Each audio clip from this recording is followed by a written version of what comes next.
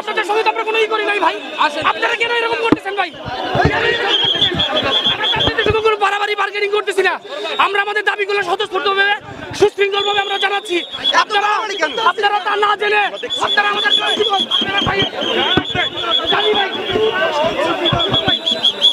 এটা কোনো মানে হইলো?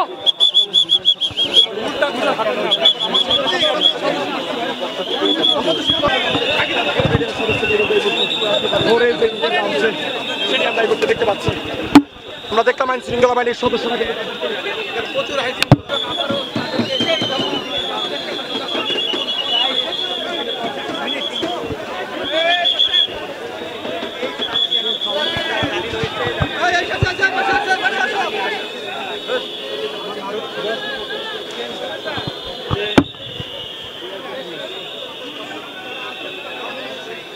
বরঞ্চ ওনারা আমাদের উপর আজকে আক্রমণ করছে, এমন আক্রমণ করছে আমার অনেক ভাই আহত হয়েছে।